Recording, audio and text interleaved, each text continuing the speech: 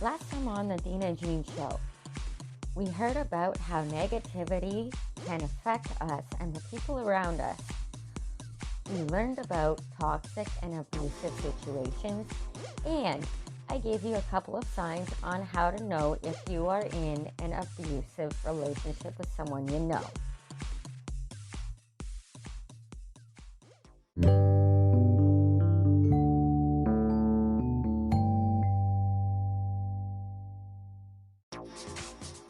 Welcome back to another episode of the thedeannajeanshow, the show where negativity gets melted away. I'm your host, Deanna Jean. On today's episode, we explore the world of negative self-words.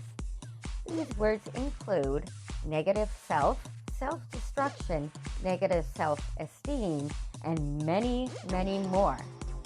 But before we begin, I'd like to thank everyone for tuning in and listening to my podcast.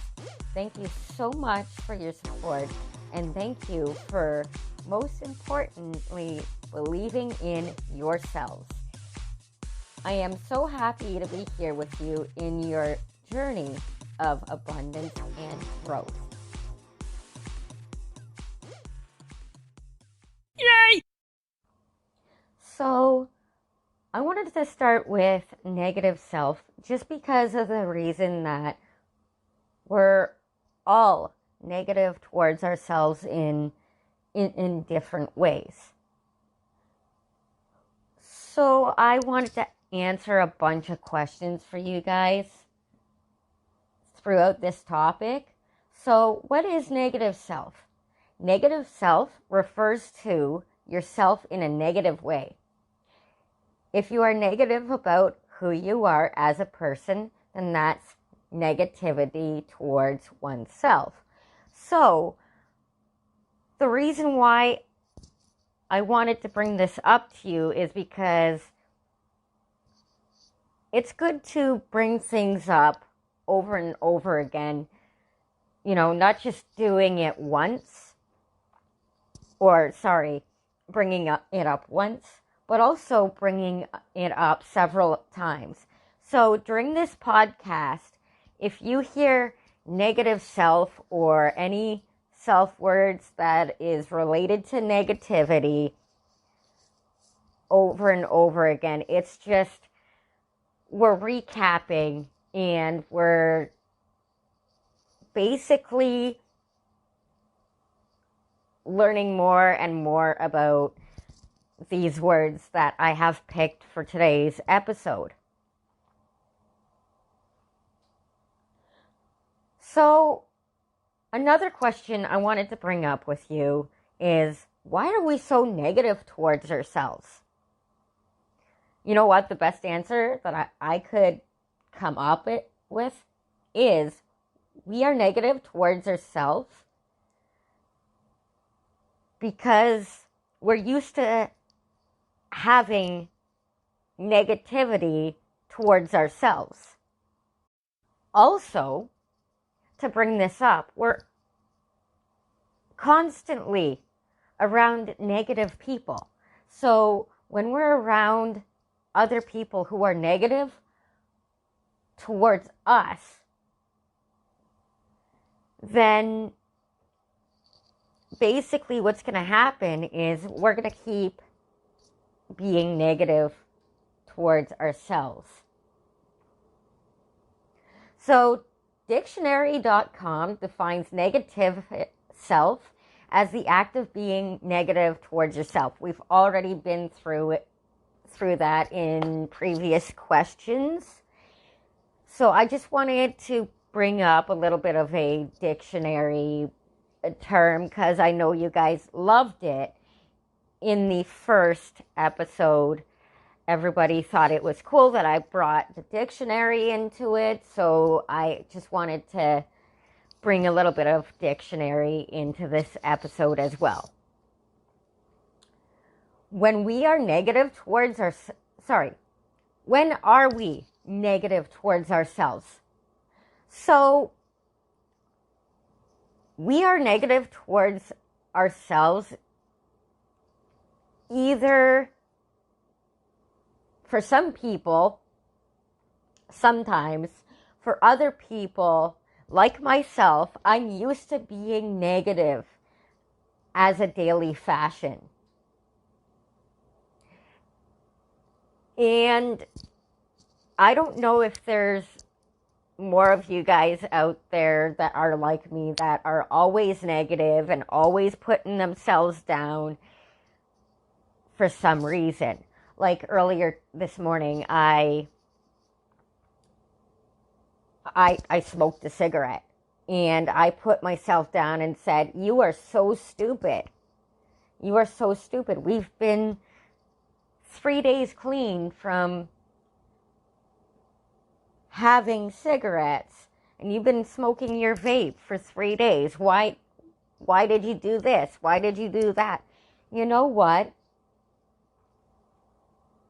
I realized that I needed to turn what I was saying around. So this is what I said this morning to rebuttal that negative self. Even though that you smoked a cigarette for the first time in 3 days, there's always going to be times where you're going to relapse, where you're going to want to smoke a cigarette, and you do. There's going to be times where you're going to really crave the cigarette, but you're going to push yourself into being positive about this.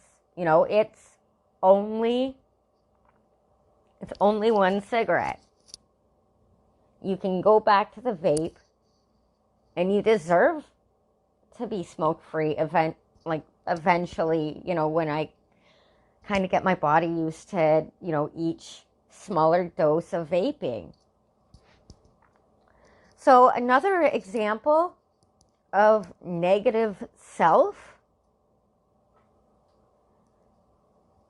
would be if you're going out and you decide to wear pajamas and you're just like not feeling like you're wanting to get dressed and you put yourself down. That's also a negative form of talk, saying, "Oh, you know, why are you going out in pajamas? Why do I feel like this? Why this? Why that?" That's all negativity. You know what? If you want to go out in pajamas, and this is the positive part, you know what? I'm going to go out in pajamas. I don't care what other people have to say. I don't care what my negative voice has to say. That's basically positive self-talk. So basically what we're going to do throughout this whole episode is we're going to use positive and negative examples throughout. It's going to be a long road, yes, but you know what?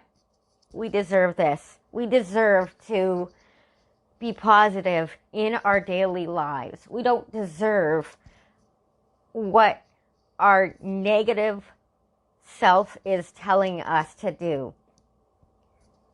Okay? We deserve to be positive in our daily lives. We deserve abundance. We deserve to grow within ourselves. And that's what we deserve. Okay. I know everybody's used to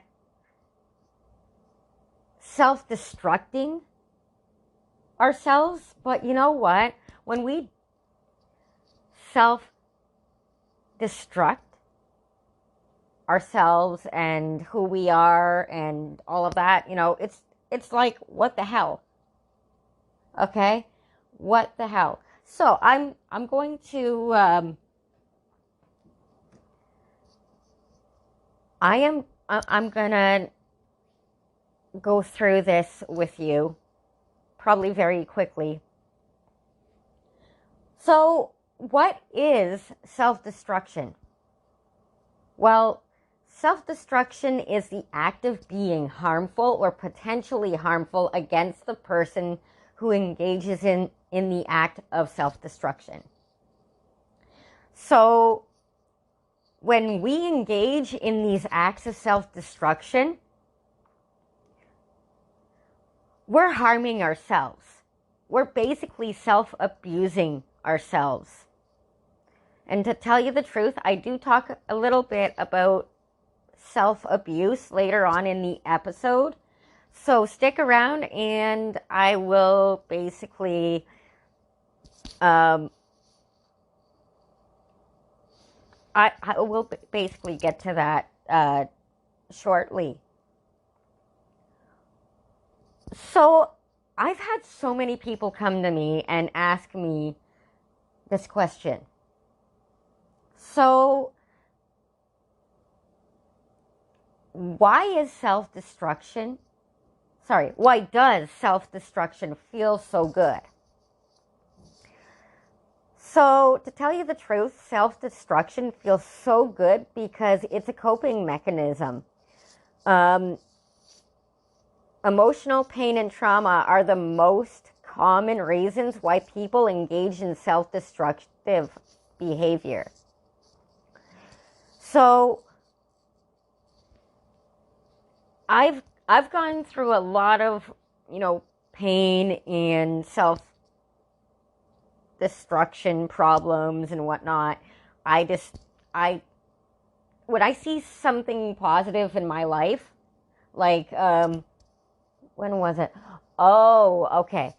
Just recently, actually, I was working for a company through another company, and basically, I was doing so well. I was actually going to school and working at this company, and I was just doing so well.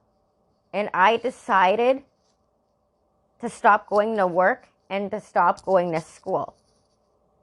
So I kind of think of it as, I basically caused my own self-destruction within these two companies and with my school. So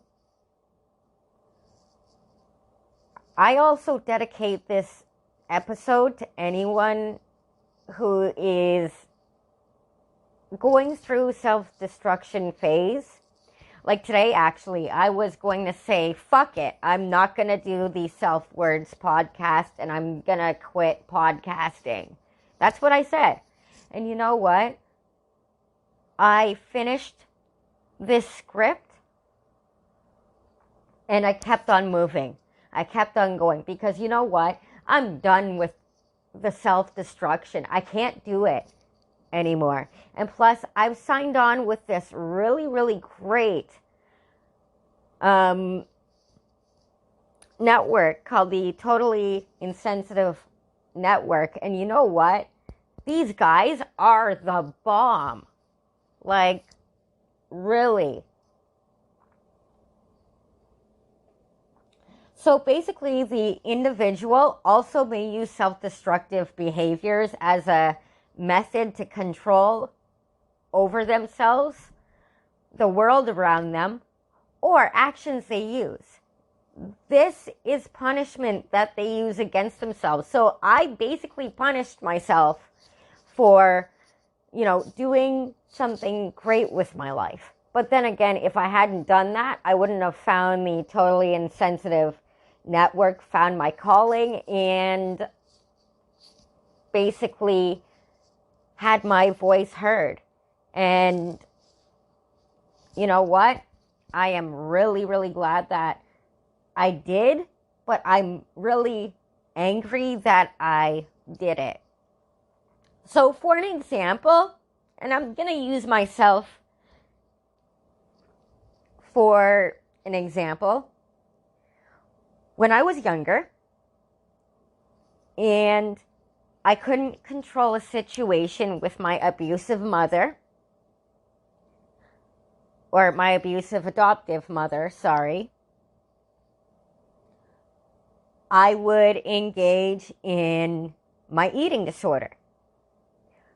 I'd self-destruct myself by starving myself and not gaining weight and it got to the point where this behavior landed me on the street, not for the first time. I just walked out on her, and I didn't have a place to go.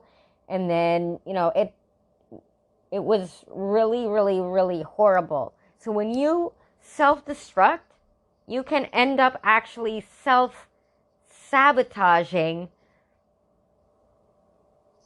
everything else in your life. So being self-destructive can ruin your life. It really can. But if you do the opposite and not self-destruct, then basically you can save your life. Like, sometimes self-destruction can lead to suicide. Yeah, I know, it's pretty apparent. And with the eating disorder, I was committing a slow suicide. Another behavior I engaged in actually was always putting myself down. So, like in one of the earlier examples, you're stupid for relapsing. Why did you do this? You're no good. You know what? I've been actually trying to rebuttal it. It is hard to rebuttal, but you know what? The more you use positivity to rebuttal the negative mind and to rebuttal the self-destruction, the easier it will become to become a more effectively positive person.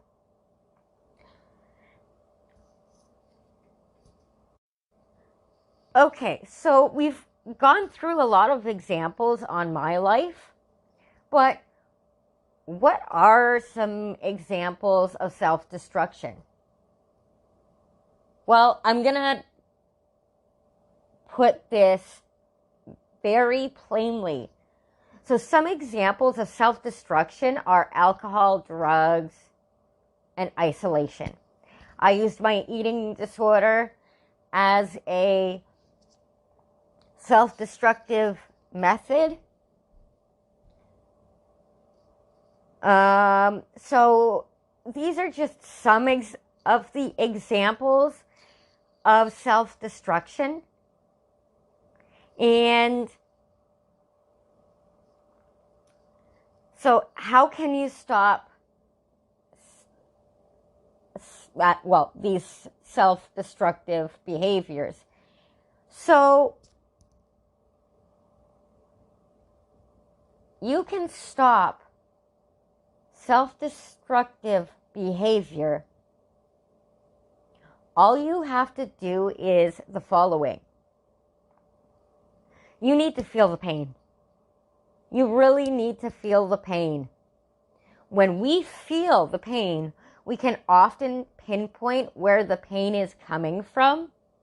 For example, when I felt the pain, I learned the root cause of my eating disorder were the words fat, stupid, and ugly.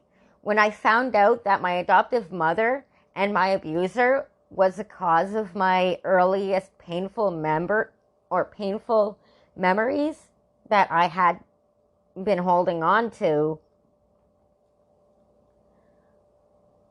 I then, decided to start dealing with my eating disorder. That's when my eating disorder became not really my problem. I just started dealing with it.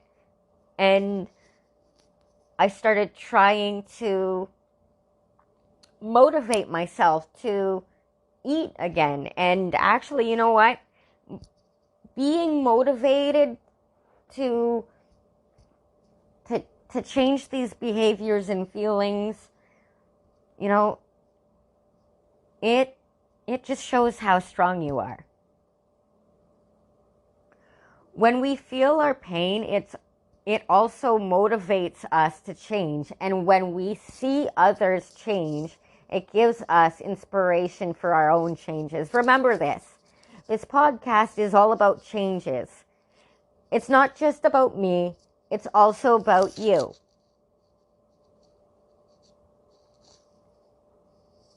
So when we have...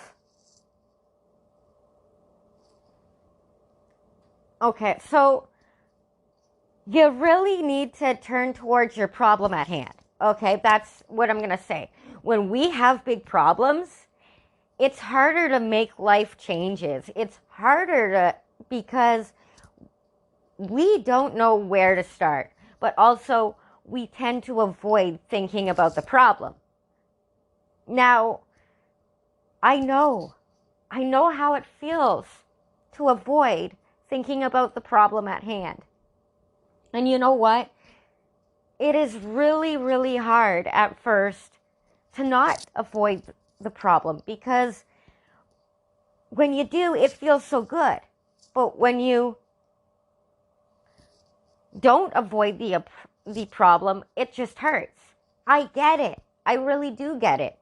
The more we avoid the problem, to tell you the truth, we let the problem get worse and worse. So it gets bigger and bigger and bigger. It's almost like a lie. You tell one, and you have to tell many on top of that.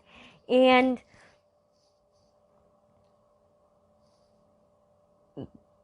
this is because the worse the problem gets, the more we become distracted by the problem at hand. Also, the problem may seem scary and huge.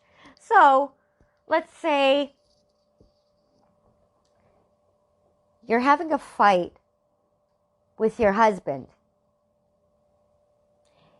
and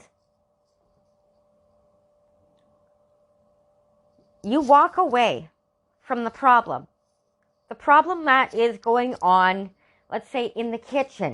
You just walk away and go to bed. You're letting that problem get in the way of your relationship.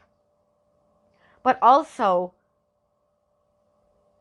that problem with your husband is going to get bigger and bigger and bigger and bigger until there's an elephant in the room. So basically, what you can actually do is acknowledge the problem and accept that it is the way that it is. So let's say the problem with your husband that you're having a fight on is you guys don't agree that your child should be going to a private school. So he wants to put her in to private school because she's getting in trouble. But meanwhile, you want your husband, or you want your daughter to go to public school. But she's getting into trouble. She's getting into fights. So it's not on who's right and who's wrong. It's just you guys have to figure out what the problem is and how you guys can solve it. Or another problem would be, let's say you go out and you get bullied. You're in a high school and it's causing a lot of problems for you. You try to tell your parents call the school, and it just gets worse and worse and worse.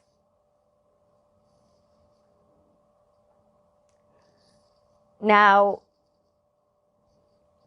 you try to deal with the problem, but it is the way that it is. If you guys are in high school, or if you know someone who is in high school and is being bullied, and I really do hate bullying. I really do. I was bullied as a child. And all I have to say is bullying is wrong. And yeah. So another thing is, you need to understand that the problem at hand can change if you acknowledge it. Okay? Now, the bullying example, it changes negatively, or, what you can do is, for the parents of the bullied, change schools. I know you're looking at me, listening to me and saying, what is wrong with this woman? You know what? I'm an advocate for being positive and also positive outcomes, etc., etc. So another example is if you have a drinking problem and one day you wake up and you decide that you wanted to quit for good. You might say, hey, let's get me into a rehab program and AA programs. That's looking at your big problem and dealing with it. It's also changing how you think in a non-self-destructive way. I'm sorry if I offended anyone with the bullying reference. If I did in any way, let me know. And you can get a hold of me to basically express your feelings on my bullying reference at thedeannajeanshow@gmail.com, and I will get back to you right away, because if I've offended somebody, and I'm not trying to, but if I have, then I need to deal with the problem at hand. So, thank you for that. Anyways, number 3. So, what we're going to do is pick one small change at a time. So, when we are ready to make the change or changes, pick only one change to work on at a time. Okay? So,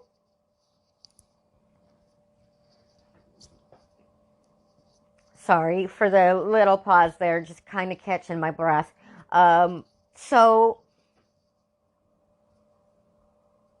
when we pick multiple changes to change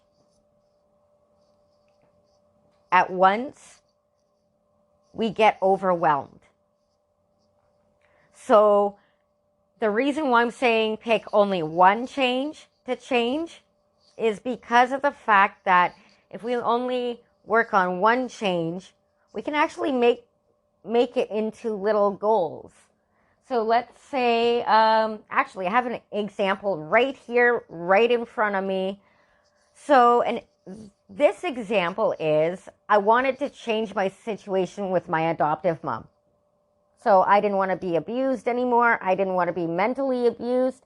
So I decided actually 3.5 years ago to cut her out of my life.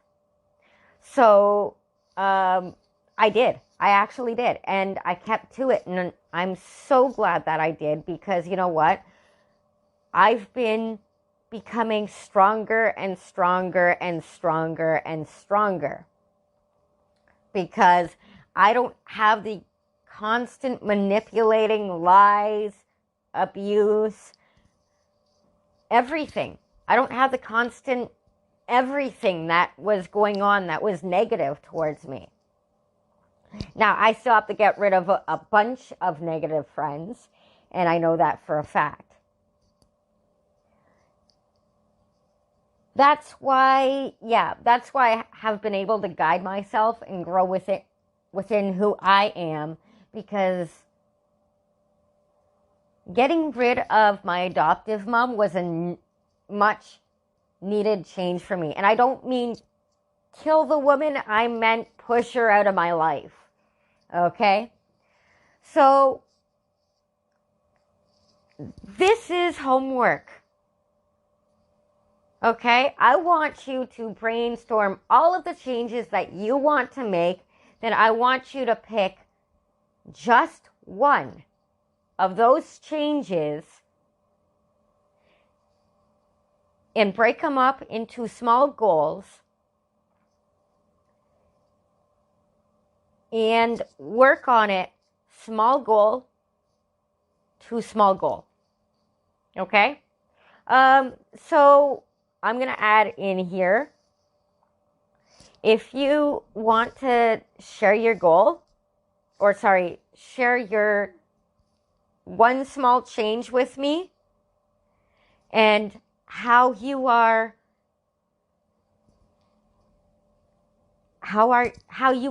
using the step-by-step goal guide to getting to your small change, hey, that would be awesome. So the email address again is thedeannajeanshow@gmail.com, and I will be glad to respond. And yeah. Okay, so after you've brainstormed every little change that you want to make, and you picked just one of those changes that you wanted or you want to make, and that is really important to you right now, you're going to work on number 4. Commit to it big time. So, even though we want our change to be small, you also want your commitment to be huge. To be huge. You are so committed to that change that you do it daily. So this is what we want, because it keeps us going in case we don't want to stick to the change. How can you really commit to it big time? Announce to a lot of people that you are going to do it, and you should ask them to hold you accountable. So ask people to hold you accountable to this one change. Yeah, I know.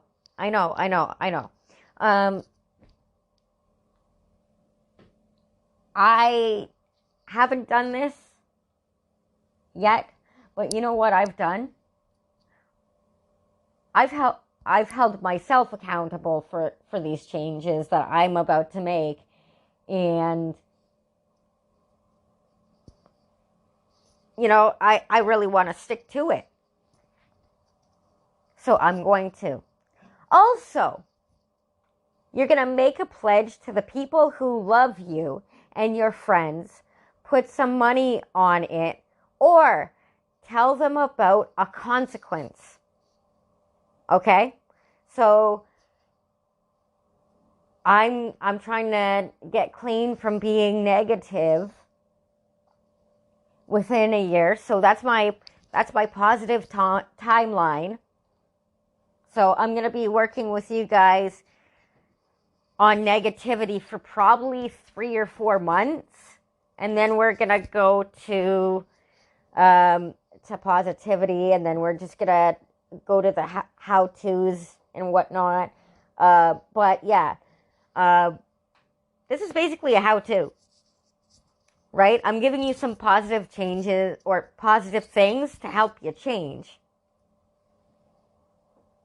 So you have to be all in. You need to be all in for your change to take effect.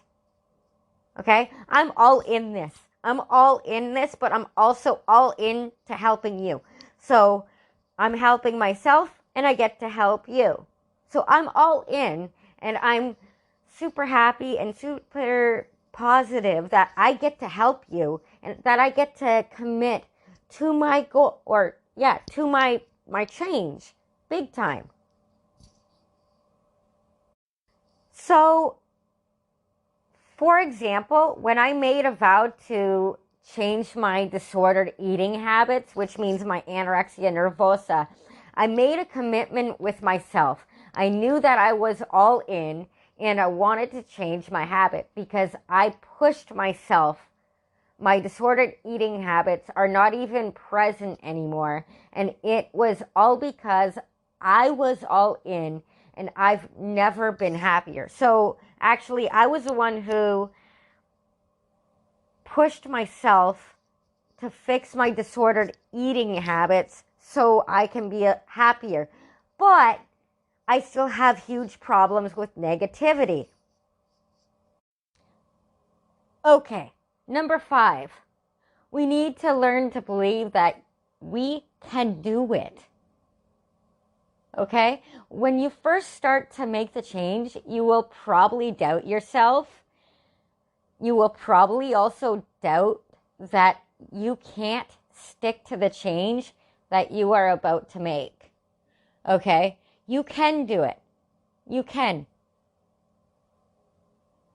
But you need to know the more you do the change, the easier it will become. You have to learn how to believe.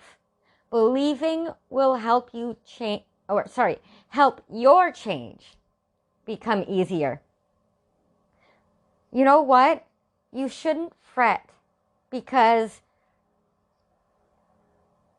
changes take time to get used to. And you know what? I believe in you. I really do. I really do, okay? And if I believe in you, you should believe in you too. Number 6. You need to learn to use failed attempts as a learning curve. So you failed. Big fucking whoop. Failing doesn't mean that you should quit or that you can't do it. It just means that you should get back up and dust yourself off and keep going. Yes, I know. There's a lot of swearing in this and all of that, but you know what? I really don't care about swearing because I'm not swearing at you intentionally. I'm saying it as shit happens. You know what? You should use the failure as an opportunity to make tweaks and learn. That's all it is. Yes, it was an obstacle, but how can you overcome it? Do you know how you can overcome it? Or by overcoming it,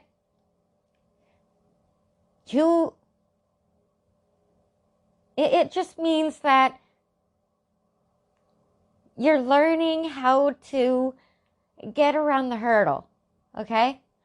Life is full of big hurdles. Life is full of failed attempts. But you know what? We have to get back up and learn from it and learn how to cope with the failure and to basically jump over the failure like it just doesn't matter. Every time you mess up, learn from it, okay? That's all I have to say. The more you learn from it, the better you will become with the change. Yes. I'm going to tell you something. Failure isn't necessarily a big thing. A bad thing. Or a big thing. I know information that you can use to improve your method. Okay? And it's information that I've accumulated through failed attempts with the eating disorder. and that I now use for failed attempts with negativity. Okay? So, 1, you need to get a pen and paper and write down each and every time you failed. 1.1, write down the date failed. 1.2, you need to write down the time failed. The reason why I'm asking you to do these 2 things is so you know what date and what time you failed at this attempt. 1.3, write down the failed attempt.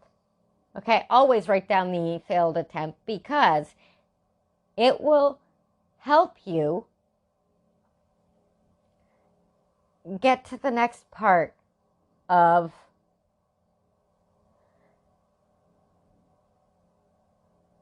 learning, okay? Of learning. 1.4, ask yourself these questions, okay? You're going to ask questions because of the fact that it will help you learn how to deal with the failed attempt in a positive way. So 1.4.1, ask yourself, why did I fail this attempt? Okay? So, and you're going to answer these as well. You know, but you're going to ask yourself in a positive way so you can get there positively. 1.4.2, what can I do next time to succeed? Yes. So the reason why I'm saying you should ask this question is so you can succeed, because I believe in you and I know you believe in yourself. 1.4.3, how can I use this failure to learn to succeed? Okay?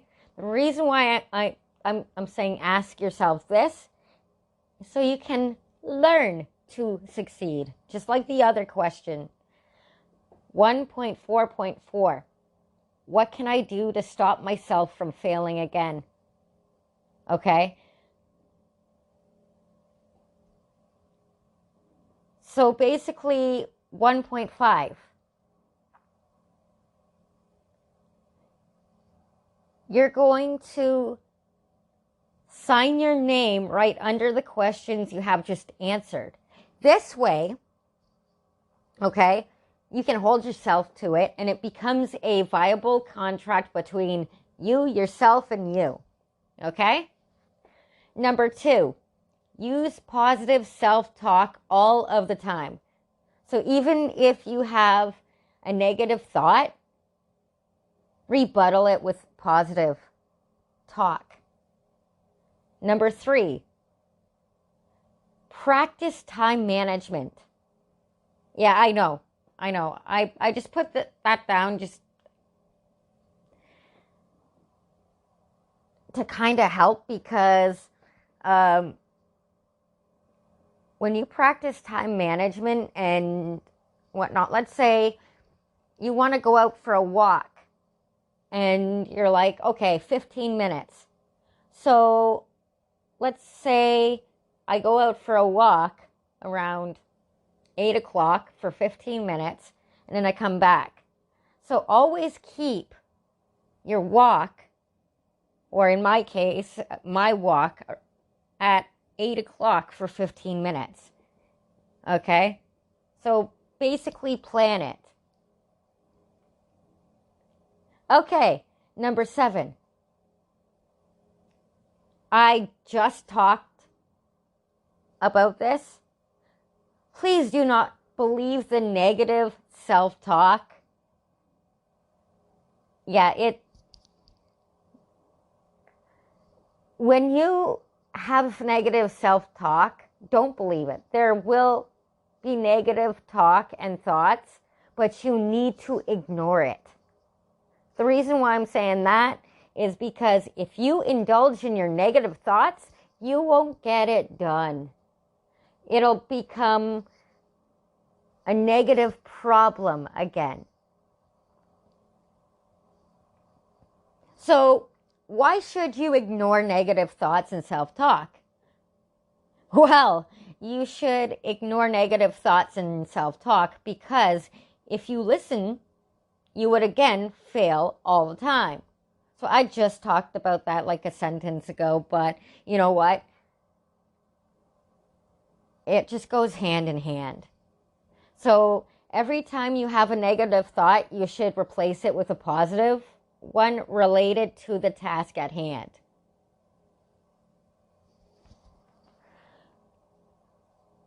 Number 8, you need to find some support.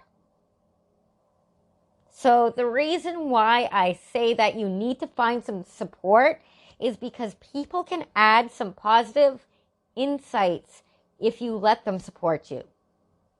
Don't go to your negative friends and be like, I need some insight about this change. Because then it would be like, oh, you should do this or this or this. Okay? You don't want that. Let's say my buddy, Sarah, she wanted to lose 5 pounds. And I'm like, okay, go ahead, let's do it. Let's get you to lose 10 pounds. And then I said to her, hey, how about this? If you lose 10 pounds, I'll gain 10 pounds. So I'm using a positive side for me, but it also promotes her to go pound for pound with me, which means that I'm gaining what she's losing. So, you can actually find support in your partner, family, or friends. Now, some family may be negative, so you have to weed these people out. But yeah, they could be some great positive influences and be great people to help you support your change. So another thing, okay? You need to ask everybody who is positive around you to check in on how you are doing. Now, if you don't have anyone to support you, find a group. There are multiple Facebook groups. There are, I think there's like groups for AA and NA and Eating Disorders Anonymous, like people who are going through what you're going through. If you're an alcoholic, AA, etc., etc. Okay? Number 9. Oh. Okay. So, this is my favorite part. You need to create the right feedback that is right for you.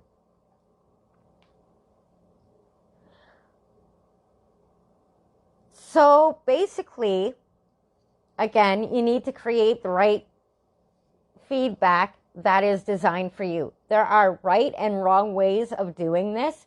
A right way would be, great job, Dina. You finally quit smoking cigarettes. Okay, that was like 3 days ago, but you know what? That was positive feedback. A wrong way would be, you're the greatest in the world for finally quitting cigarettes and started to vape. That is a wrong way. Okay? So we have a positive way and a negative way. So the more you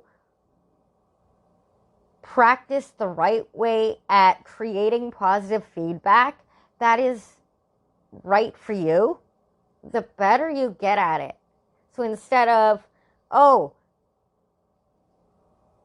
you're the greatest in the world for finally quitting cigarettes and starting vaping, I'm saying to myself, great job, Dina. You finally quit smoking cigarettes. So, easier said than done. In conclusion, you need to be able to create the right environment that will help you in a positive way to help you make the right changes when you put all of the steps together. The more likely you will be able to keep doing the positive behavior. Yes. These steps will help you have a structured direction so you can change any negative behavior. Just remember that change is possible even if you think that you can't. Just take it one change at a time. Yay! So, you have negative self-esteem. I do too. Okay, I'm going to tell you that. I have negative self-esteem. So, what is negative self-esteem? The dictionary defines negative self-esteem as a lack of confidence and feeling really bad about yourself. People with low self-esteem often feel not loved, awkward in a lot of situations, or incompetent. Often people with low self-esteem see disappointment and rejection, even when there isn't any disappointment nor rejection. So, what are signs that someone might have low self-esteem? Some of the signs that someone may have low self-esteem are they are really sensitive to criticism. I'm very sensitive to criticism, and I'm going to tell you something. If you are sensitive to criticism, that is a sign that you may be or may have negative self-esteem. Number 2, they withdraw from social situations. Okay, so I do tend to isolate myself from friends and family, and I try not to, but it's really, really hard when some of the people around or who used to be around me were so negative towards me. So number 3, hostility towards the people who love them. Yeah, I'm sorry, I get like that, and I think you guys do too, whoever's listening to this. But, you know what?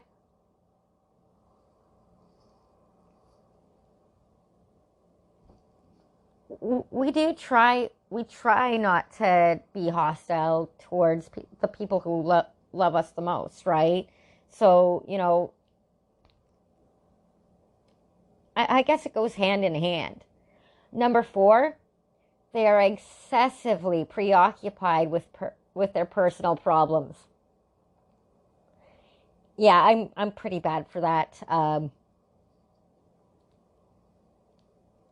really am, and I'm actually trying to change that step, but maybe I should start from step 1 instead of step 4. Number 5,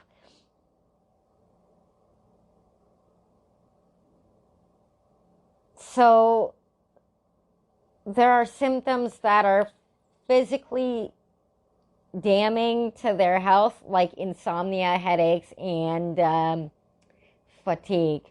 If you have that, guys, more or less you have a negative self-esteem. I do too.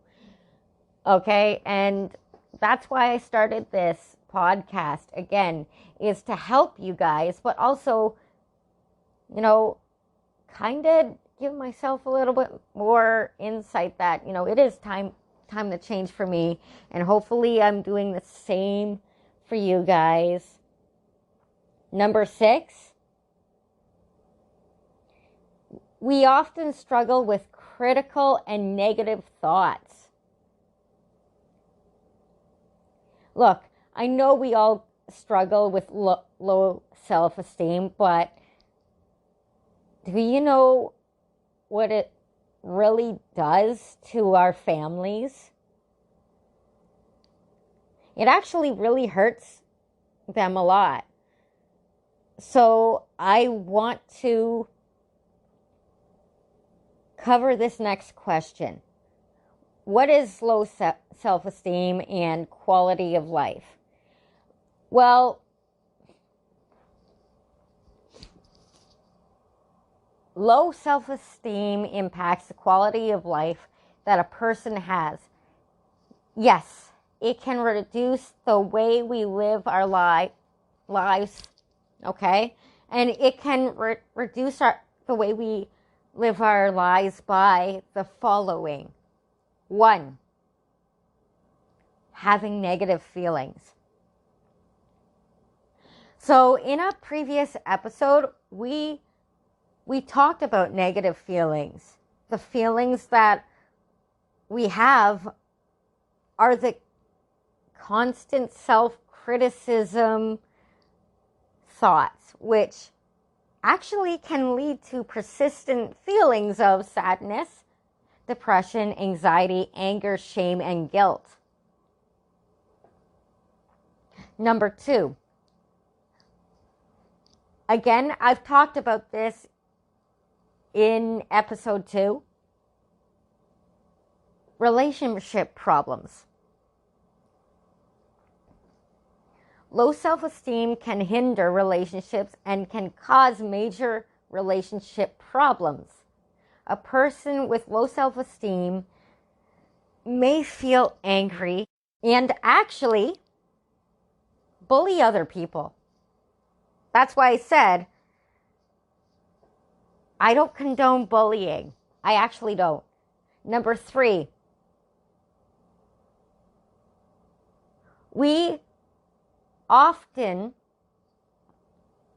have a fear of trying. And people with low self-esteem will doubt their ability to try new challenges.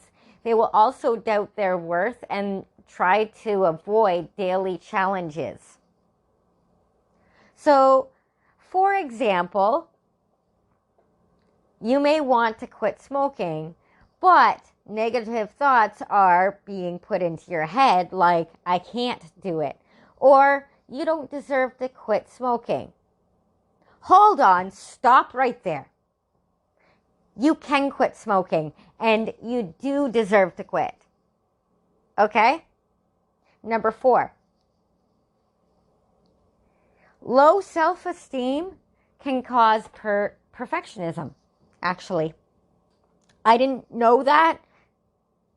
I'm going to tell you that. I didn't know that until I did a lot of research on this topic. So basically, if you are a perfectionist, then you may push to become an overachiever to atone for what you see as basically,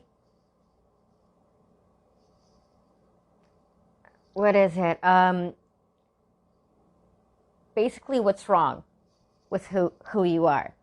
So you may create a world of perfectionism, and this is where, and I'm going to actually say this, narcissism comes from, and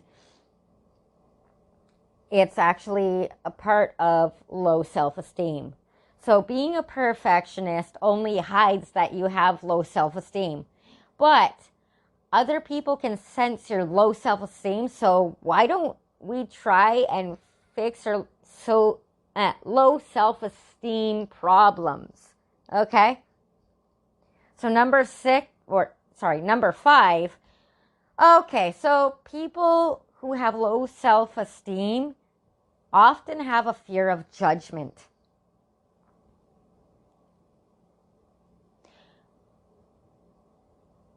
So we honestly have a fear of judgment. We also tend to avoid situations like being on a sports team or social events because we are afraid that people will judge us in a negative way. Honestly, we feel self-conscious and stressed when we are around other people, and we are constantly looking for signs that other people don't like us. Okay, and I'm bad for that. And I don't know if you're bad for that, but I'm bad for that. I actually, judge people who I think are judging me. I guess that's the way, or the best way to put it. We judge people who we think are judging us. So, for example, when I was in high school and all of my friends wanted to hang out with me, I'd sneak away and hide in a classroom. I did this, honestly, because I was afraid that my friends were judging me and they hated me. But it actually turned out that they knew where I went and they were not even judging me. Actually, they followed me to the classroom, which I didn't even know that they were actually following me. Because, they honestly wanted to hang out with me. And I, to this day, do thank these people for doing this. Because, you know what? They weren't actually judging me. And hopefully your friends aren't actually judging you either. Number 6. So people with self-esteem have low resilience. So a person with low self-esteem finds it really hard to cope with a very challenging life event. So this is because often we already believe that we are hopeless. To tell you the truth, no, we're not hopeless. And that's what I believe now because, I've learned so much along the journey so far that I've started to change the way that I think. Number 7. People with low self-esteem have a lack of self-care. So I cared so little about myself that I started to abuse and neglect myself. For an example, I used my eating disorder as an escape outlet. Okay? So what I was doing was killing my insides and not taking care of my insides. And, I actually almost died 5 years ago. And I'm lucky to be alive because, I realized that it was time to start trying to take care of myself. I know I shouldn't have done that, and I do regret it every day. I really honestly do. And I am working on changes just like you who want to change, who want to push back towards a better life and a healthier life and a healthier instance of self-care. Okay, and this is where it leads to number 8. So people with low self-esteem have self-harming behaviors. Yes. So low self-esteem puts people at risk, at an increased risk of self-harm. This could mean an eating disorder, suicidal attempts, or drug and alcohol abuse. So, what are the causes of low self-esteem? Some of the,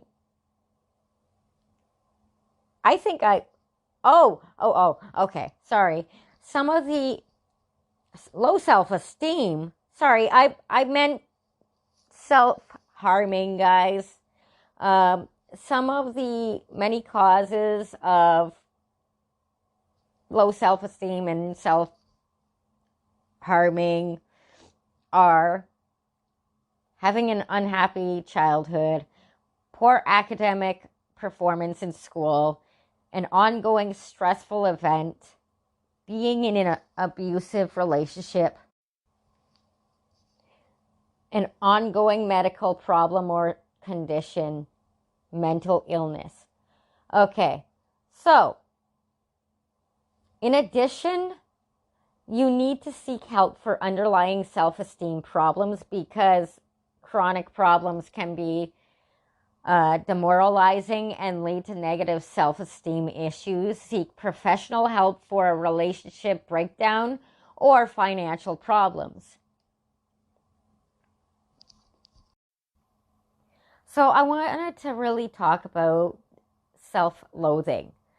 Self-loathing is a hate for oneself and has an intense or extreme hate or aversion for oneself.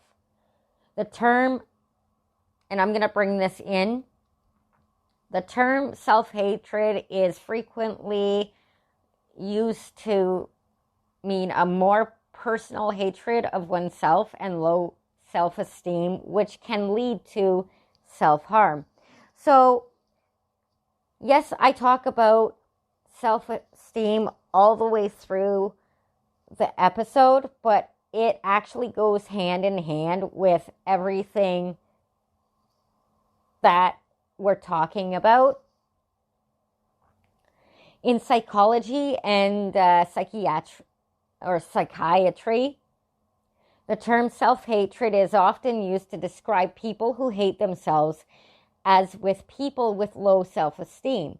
Self-hatred, self-guilt, and shame are very important factors in some or many mental illnesses, especially ones that involve negative views of oneself. So, an example of this would be body dysmorphic disorder, which is actually a part of anorexia. And I do still suffer from that a little bit, but not as much as I used to. Now, self-hatred is also a part of many personality disorders, and they include borderline personality disorder.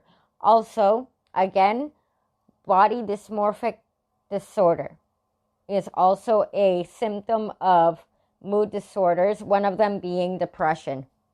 So I've already given you 2 examples of where BDD, or body dysmorphic disorder,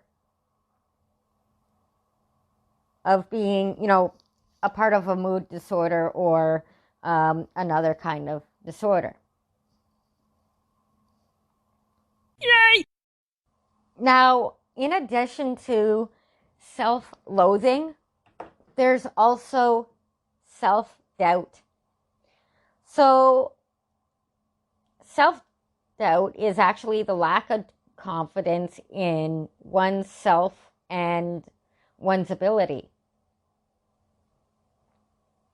So, a lot of people have been asking me, is self-doubt an emotion? Actually, yes, self-doubt is a strong emotion. It is a very unpleasant emotion that's actually caused by anticipation and awareness of danger. It's also a lack of confidence mentioned earlier. So, how does self-doubt affect you? When you let your self-doubt take over, it can actually, over time, build into depression and anxiety. Self-doubt can destroy your heart, body, mind, and your soul if you let it. So I'm going to let you know that because there's some negative, a lot of negative impacts that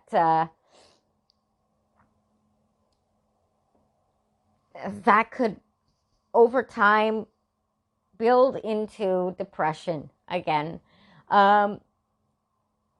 So another question I've been asked as well, why do we doubt ourselves? Well, to tell you the truth, we doubt ourselves because we are scared to stop our doubts. We believe that what others tell us is true. We often hang out with people who self-doubt themselves. Self-doubting yourself may be comfortable, and I'm sorry, we have an addiction to our negativity. Yes, it is actually true. We have an addiction to our own negative values, time, energy, everything. So when is the best time to move on from self-doubt, and why? I'm not going to go on and on about this, guys. To tell you the truth, the best time to stop self-doubting yourself is right now, today. Make yourself a promise that today you will stop self-doubting yourself. It's just a waste of time. You need to stop right now because you are being negative towards number one, and actually you're hurting yourself by using self-doubt against yourself. Okay? And it's not easy trying to quit today. You know, over time it'll get easier. Just make the vow today that I'm going to stop self-doubting myself. And I am going to be a better person and take care of myself. So here's something that goes hand in hand with self-doubt. And that's negative self-talk. What is negative self-talk? Well, negative self-talk is actually toxic inner dialogue that you have within yourself. This kind of talk limits your abilities to believe in who you are and the ability that you may have to reach your full potential. So these thoughts are diminishing and hold you back from positivity in your life, and also beats down on your confidence. So you have negative self-talk, the more you're going to become negative, and you're gonna let's just say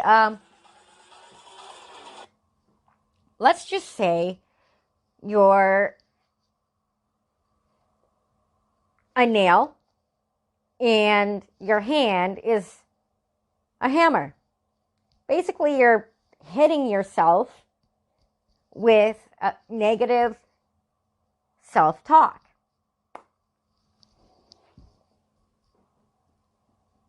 So basically you're hurting yourself. So what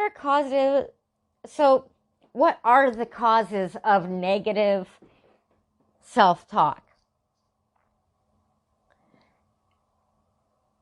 There are actually many causes of negative self-talk, and they include not addressing relationship issues. If you don't address issues that are relationship based, it can actually hinder your self-talk. Poor health habits can actually hinder yourself becoming positive, being alone all the time. So isolation isn't good, actually, if you're alone all of the time. You need to have people in your life to get you out of isolation in a positive manner. Also, going on to that point, you don't ask for help. So when you don't ask for help, people are not going to know what you need. Okay? And the more that people don't know this information on what you need, they can't even help you. So it's best to ask for help. Okay, another point is you're not taking the time just for you, okay? I know it goes in with the whole isolation aspect, but I'm going to tell you something. Sometimes it's good to be alone, but not all the time. So that's why I put that in there for you, okay? And then number 6, being around negative people all of the time. So when they're putting themselves down, etc., etc., etc., yada, yada, yada. Okay? You don't need that. Get away or run away from those negative people is what I'm saying.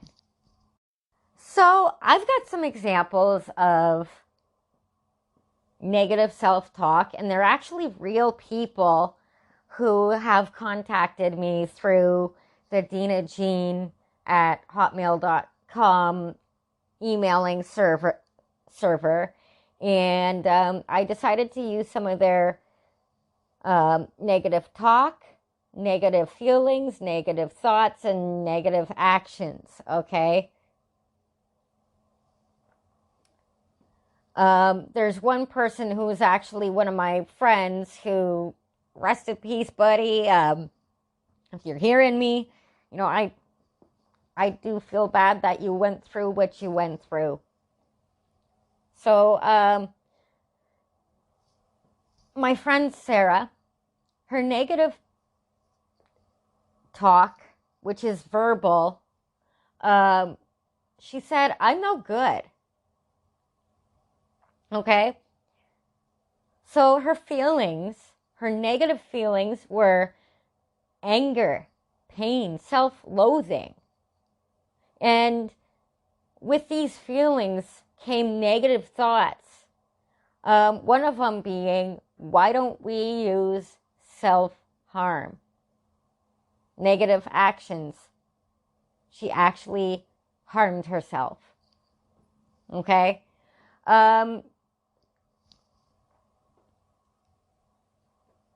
Rebecca, who emailed me earlier this week, she actually said that everyone is right about me. She felt pain, sadness, anger, and self-hatred. And her negative thoughts were, I want to run away. She runs away from her problems. Okay? So when your thoughts are, I want to run away, you end up running away from your problems. And thank you for actually sending me your negative talk, your negative feelings, negative thoughts, and negative actions for this episode. I am so glad that that you did. Another person, Damien, he says that no one cares about me. So he feels left out. He's self-loathing, sad, and angry. And his negative thoughts are, and I'm sorry, buddy, it's just hard for me to,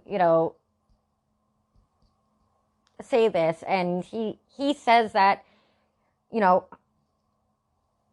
or he doesn't say, his thoughts are saying, I want to die. Okay? So he possibly has or tries to have a suicidal attempt. And buddy, please don't do so. If you're listening to this, I hope you're okay. Logan, someone I actually do know. I can't do anything right. So he feels worthless, angry, and sad, and self-hatred. I want to punch a wall. That's what his thoughts are. He punches a wall and he breaks his hand and has to go to the hospital. Man, negative self-talk is actually powerful, because in this next one, this person is no longer with us, and I'm always thinking of him and his family.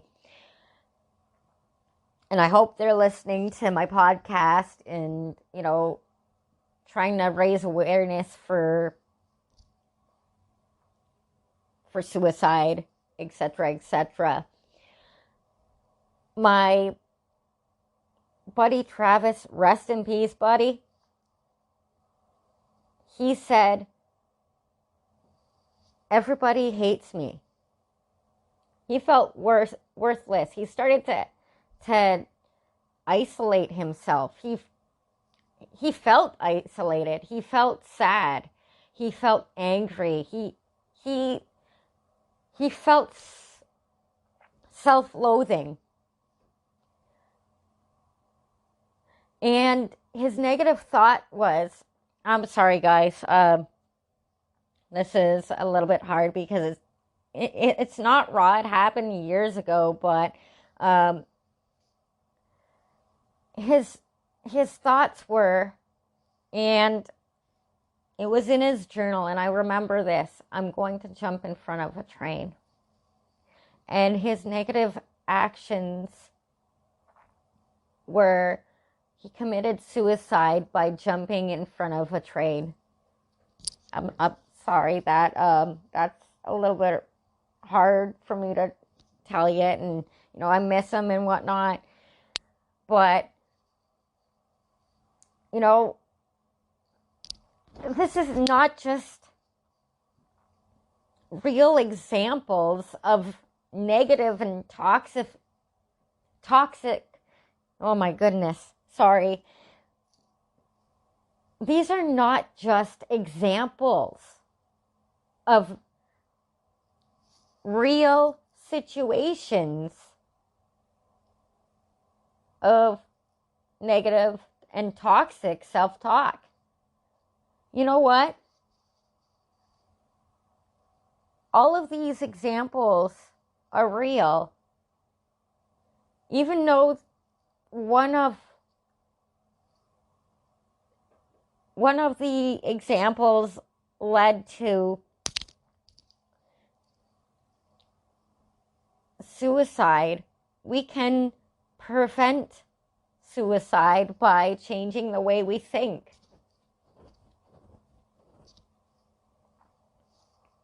And we can also prevent the way our actions are, and the way our thoughts are, and the way our feelings, and the way we talk about ourselves. So we don't have to self-harm or run away from our problems, or possibly having a suicidal attempt, or punching a wall and breaking a hand, or committing suicide. So I think If you're in it to win it, guys, let's do this. Let's all promise that we're going to share. I know I have been sharing the most, and I've been trying to share examples of different situations that aren't actually real, and then I end up having, a couple of real people who, felt this bad. Who sent, a couple of them sent me emails, and then I knew one girl and then two guys who, who went through all of this. This is why I really do want to start bringing guests on the show to give you guys insight that you're not alone. Even though I'm going through it, I want to give you guys the best Dina Jean experience. So I think about 2 weeks, we will be having a couple of guests on for episode 6 and episode 5. If you want to be a guest on the Deanna Jean Show, email me at thedeannajeanshow@gmail.com.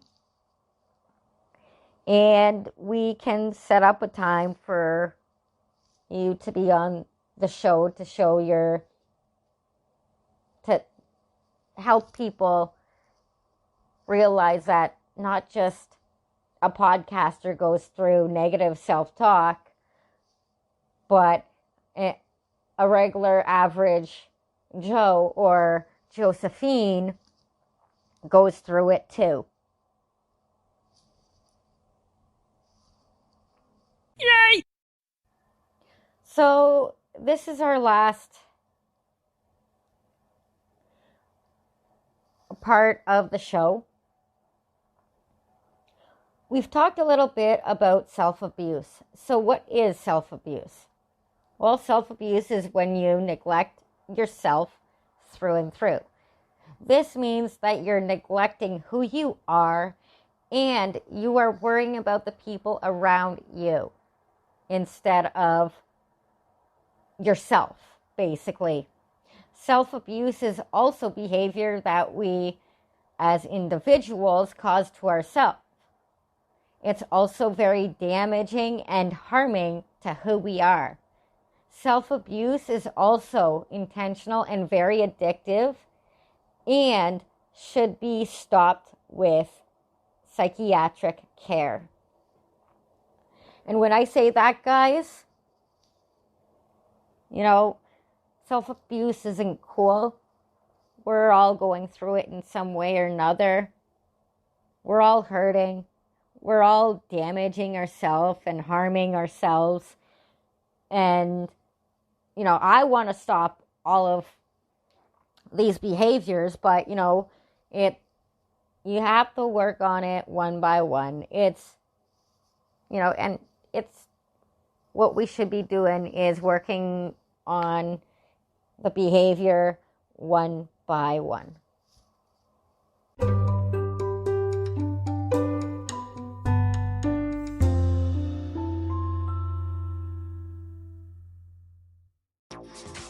So, thank you for continuing to learn with me.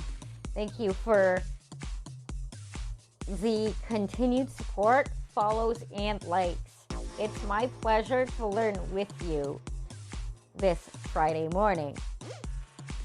If you have a negativity topic that you would like me to talk about, or if you want to be an example in the next episode of the Dina Jean Show, you can contact me at thedeannajeanshow@gmail.com or find me on Facebook at The Dina Jean Show. We are also looking for guests to actually appear on some shows for this season. And I actually want to introduce you to my new home. And I want you guys to know that, even though doing this on my own, producing and all of that stuff was great, I still need some, support and whatnot. And I want to introduce you to the Totally Insensitive Network. You can also find the Totally Insensitive podcasts on Spotify and Anchor FM. There's also more. I will put links in the description so you can find my new home and also the podcast of my producers. So thank you again for listening. Until next time, this is Dina Jean signing off. God bless. The podcast you just heard was made using Anchor. Ever thought about making your own podcast? Anchor makes it really easy for anyone to get started. It's a one-stop shop for recording, hosting, and distributing podcasts. Best of all, it's 100% free. Sign up now at anchor.fm/new. That's anchor.fm/new to get started.